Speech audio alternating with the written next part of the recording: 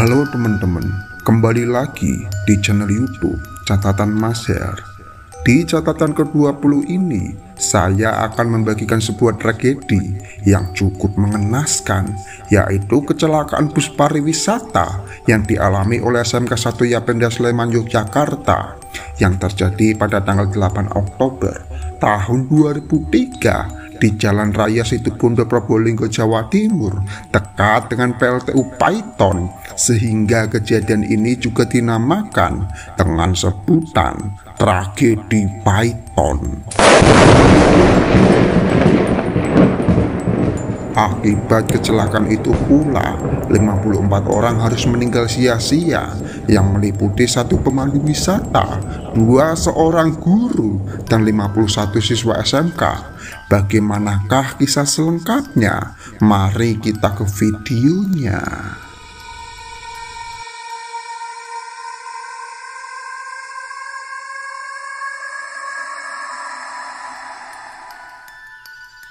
Pagi itu, sekitar 150 orang anak SMK 1 Yapenda Sleman berencana melakukan studi tur ke Pulau Bali.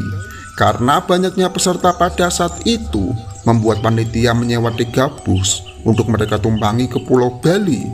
Pada mulanya, tidak ada firasat buruk saat akan melakukan perjalanan wisata kali ini. Semua guru nampak sibuk mempersiapkan kegiatan yang akan mereka lakukan di Pulau Bali. Begitu juga dengan para murid, mereka nampak antusias saat akan melakukan studi tur kali ini. Hingga singkat cerita, pada akhirnya rombongan studi tur itu melakukan perjalanannya dengan format iring-iringan.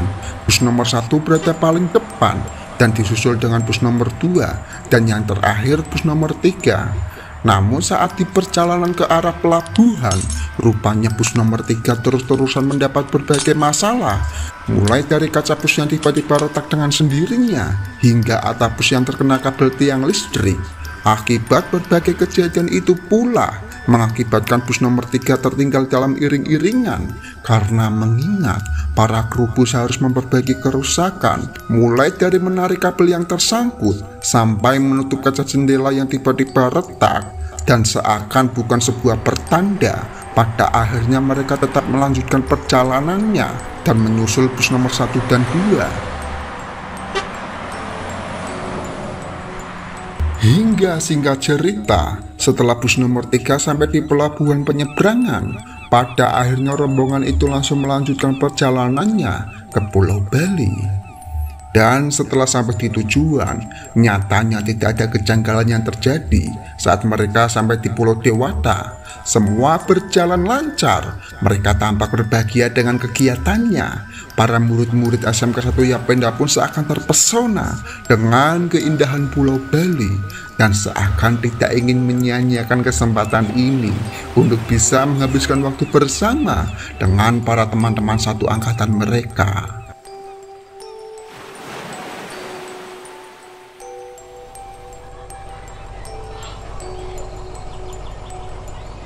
Hingga singkat cerita, setelah selesai melakukan serangkaian tur di Pulau Bali, pada akhirnya rombongan itu memutuskan untuk kembali ke Pulau Jawa.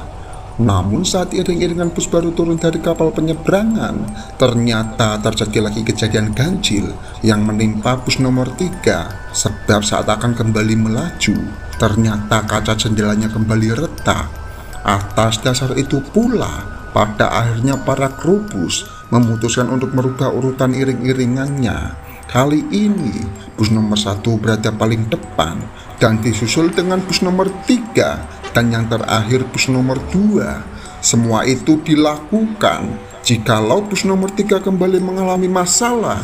Tentunya bus nomor 2 akan bisa memantau dari belakang, sehingga tidak akan tertinggal lagi seperti saat mereka berangkat ke arah Bali.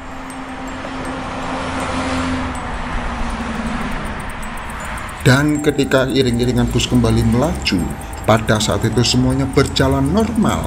Tidak ada lagi kejadian ganjil yang mereka alami.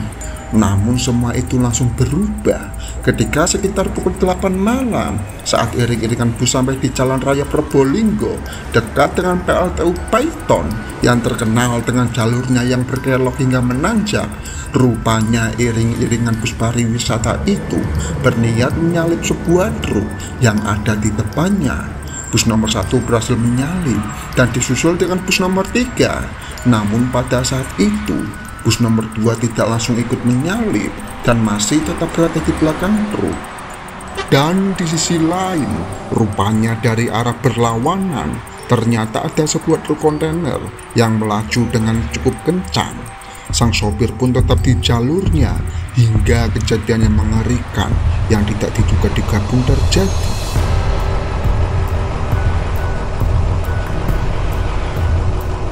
Sebab saat bus nomor 2 memutuskan untuk menyalip truk yang ada di depannya, tiba-tiba dari arah berlawanan, ternyata sopir truk kontainer itu merasa terkejut dengan adanya gundukan tanah yang memakan separuh jalurnya. Sang sopir yang merasa terkejut pun pada akhirnya membanting setir ke arah bus nomor 2 hingga menyebabkan kecelakaan maut pun tidak bisa dihindari.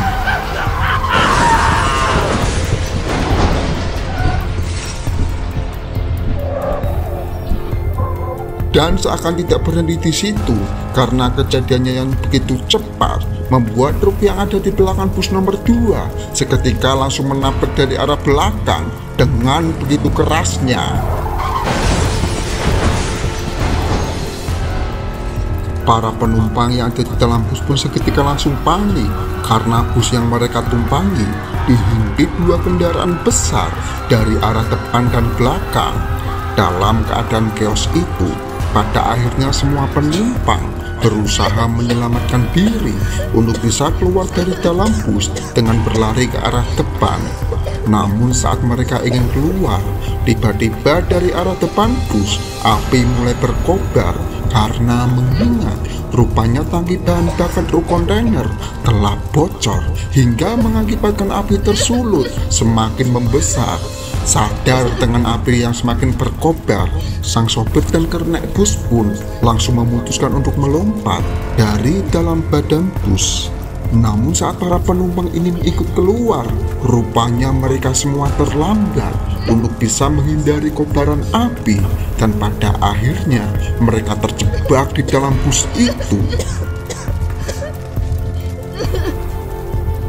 Seakan tidak ingin berputus asa, mereka semua langsung memutuskan untuk membuka pintu depan.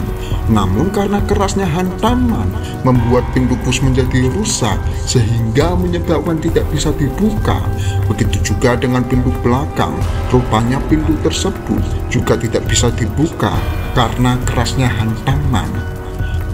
Akibat kondisi itu pula, pada akhirnya mereka semua berusaha memecahkan kaca bus dengan berbagai alat yang mereka temui. Namun sayangnya, ternyata semua usaha itu sia-sia. Sebab selain kacanya yang tidak bisa dipecahkan, rupanya kobaran api semakin membesar hingga menyebabkan mereka semua hanya bisa pasrah. Dan pada akhirnya, mereka semua tewas terjebak di dalam bus dengan kobaran api yang membakar mereka hidup-hidup.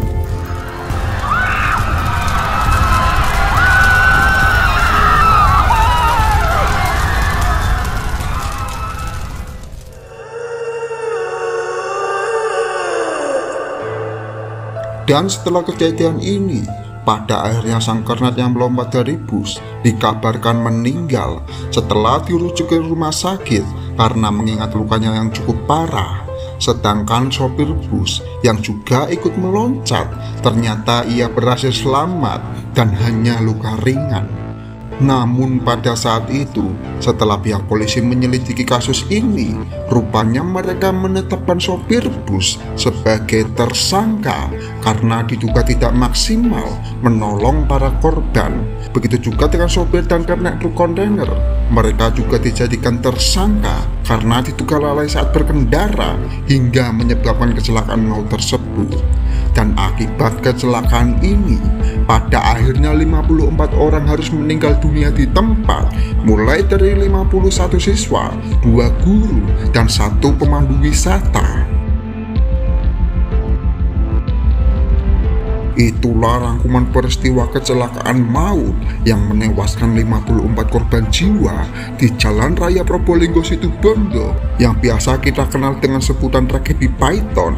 Kurang lebihnya informasi yang sudah Mimin berikan semoga bisa memberikan gambaran dan pelajaran untuk kita semua agar selalu berhati-hati dalam kondisi apapun, ambil positifnya dan buang negatifnya dari tontonan ini, dan jangan lupa subscribe agar Mimin selalu bersemangat dalam membuat konten yang tentunya menarik dan menghibur untuk kita semua. Terima kasih dan jangan lupa bahagia.